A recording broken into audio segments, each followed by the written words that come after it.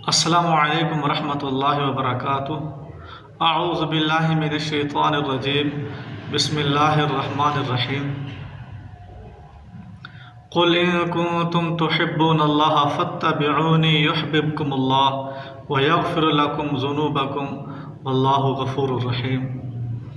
اللہ تبارک و تعالی نے اس آیت میں مومنین اور تمام انسانوں کو یہ بتلایا ہے، اگر تم یہ چاہتے ہو کہ اللہ تعالیٰ تم سے محبت کرے، اگر تم یہ چاہتے ہو کہ اللہ تعالیٰ تمہارے گناہوں کو بھی معاف فرما دے، تو اللہ تعالیٰ نے فرمایا میرے پیارے پیغمبر محمد الرسول اللہ صلی اللہ علیہ وسلم کی اتباع کرو، فرما برداری کرو۔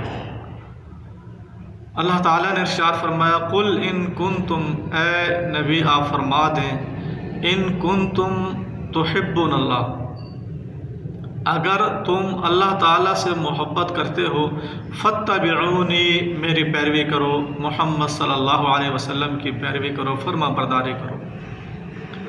اس کا نتیجہ، اس کا ثمرہ، پھل یہ ملے گا آپ کو، یحببکم اللہ، اللہ تعالیٰ تم سے محبت کرے گا۔ وہ انسان کتنا ہی خوش نصیب انسان ہوگا جس سے اللہ تعالیٰ محبت کرتا ہوگا۔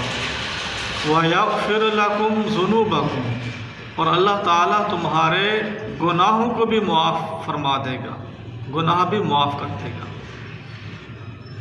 اس آیت سے یہ واضح ہوتا ہے کہ قرآن مجید میں یہ حکم ثابت ہے کہ نبی کریم صلی اللہ علیہ وسلم کی اتباع جو ہے کرنا، اللہ کے نبی کی اتباع کرنا، یہ قرآن کی پیروی کرنا بھی ہے، کیونکہ قرآن نے یہ حکم دیا ہے۔ جو انسان اللہ کے نبی کی پیروی نہیں کرتا، فرما برداری نہیں کرتا، وہ قرآن کا بھی نافرمان ہے، قرآن کی بھی اتباع نہیں کرتا۔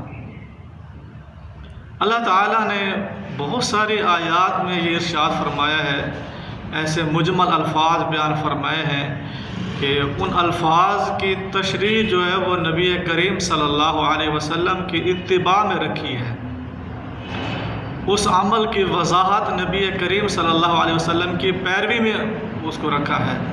سورۃ الجمعہ میں اللہ تعالیٰ نے ارشاد فرمایا، اللہ تعالیٰ نے فرمایا یا ایھا الذین آمنوا اذا نودی للصلاۃ من یوم الجمعہ، سورۃ الجمعہ ہے اور آیت نمبر 9 ہے۔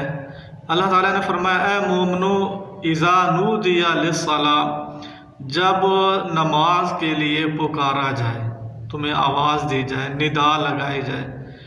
نودیا اس کا مطلب ہوتا ہے ندا لگانا، پکارنا، آواز دینا۔ من یوم الجمعہ، جمعہ کے دن۔ تو اس سے یہ واضح ہو جاتا ہے کہ ندا جو لگانی ہے وہ کیسے لگانی ہے، وہ طریقہ ہمیں ملے گا نبی کریم صلی اللہ علیہ وسلم کی اتباع میں، اللہ کے نبی کی فرما برداری میں۔ پورے قرآن مجید میں اذان کے الفاظ کہیں موجود نہیں ہیں، کسی بھی آیت سے یہ واضح نہیں ہے کہ اذان کو کیسے دینا ہے، کیا طریقہ کار ہے۔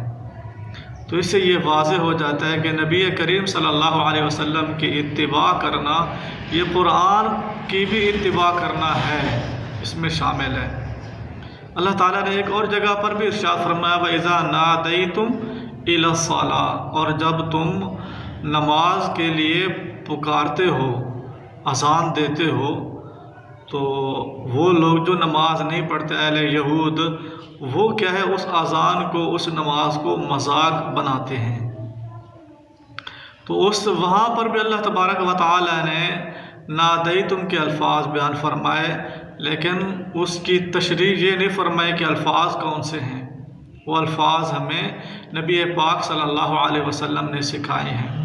اسی وجہ سے اللہ تعالیٰ نے ایک اور جگہ پر ارشاد فرمایا سورۃ الاعراف میں یحلونہ ویحرمونہ، نبی پاک صلی اللہ علیہ وسلم بعض چیزوں کو حلال کرتے ہیں اور بعض چیزوں کو حرام کرتے ہیں۔ وہ اللہ تعالیٰ کی طرف سے جو حکم آتا تھا، نازل ہوتا تھا، اس اعتبار سے ایسا کرتے تھے۔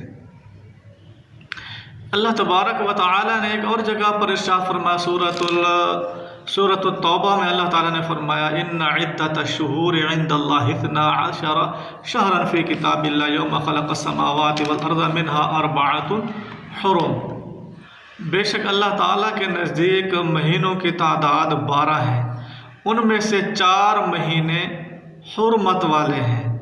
اب قرآن مجید میں اس کی تصریح موجود نہیں ہے، اس کی وضاحت کہیں بھی موجود نہیں ہے کہ وہ 4 حرمت والے مہینے وہ کون سے مہینے ہیں، وہ کون سے مہینے ہیں۔